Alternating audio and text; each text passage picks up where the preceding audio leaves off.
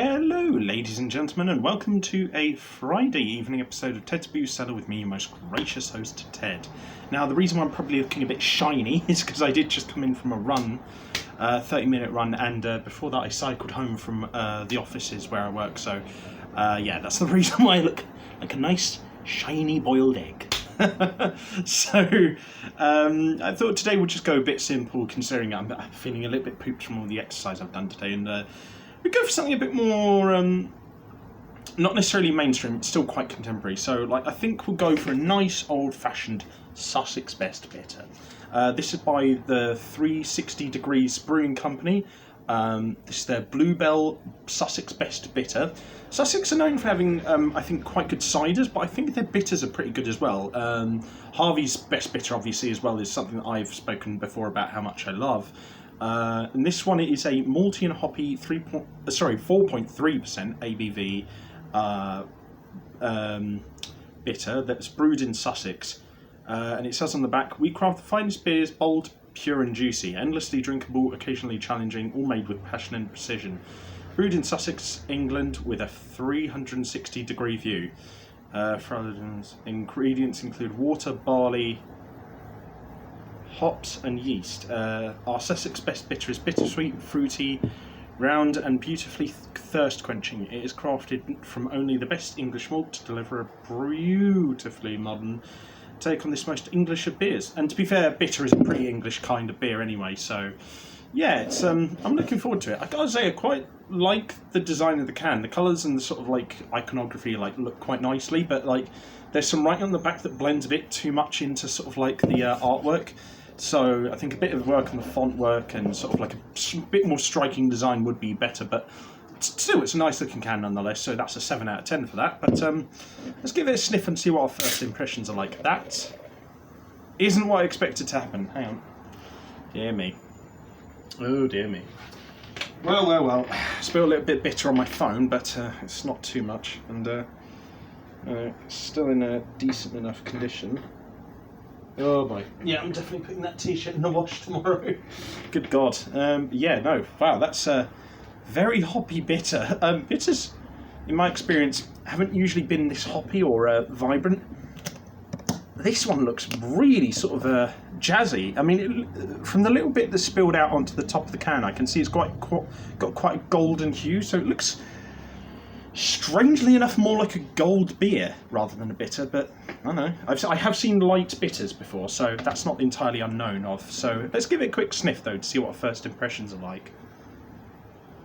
Just smells like a standard bitter, really. There's not really much to say about the smell, actually. It smells a little bit bittery. Yeah, it's a nice smell. It smells like a 7 out of 10, but it's there's just not a huge amount to write home about. However, what is there does smell like a good, competent, all-rounder sort of bitter. So, yeah, no, I'm looking forward to this. It smells nice, it looks good. So, yeah, let's have ourselves a quick palate cleanser of water.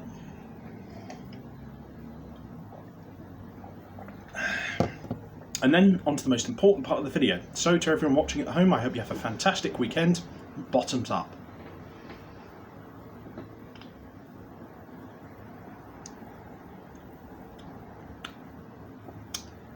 Decent. Perhaps not quite as good as Harvey's.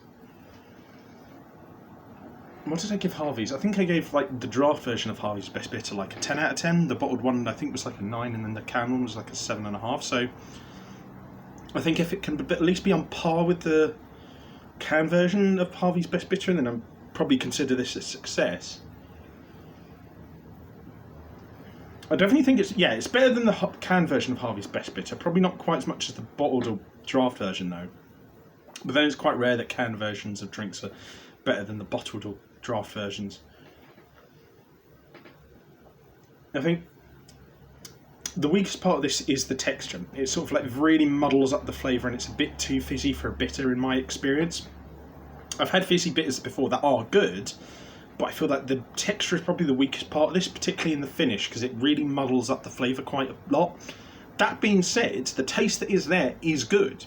It's competent, it's simple, it's smooth, it's got a slight creaminess to it at the end. It's really nice, and it's it's weird because it's the taste gives me the impression of a brewery that just knows what it's about, doesn't try to do anything too fancy, but it's still brave enough to express itself. And it has like this nice classic British bitter flavour with a slight beery undertone, and then like this nice little creamy aftertaste.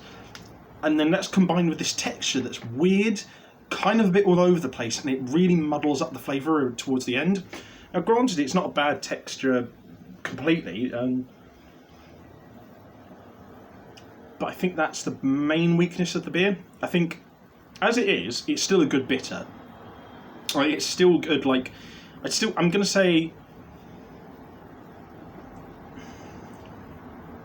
it's a good 8.15 out of 10.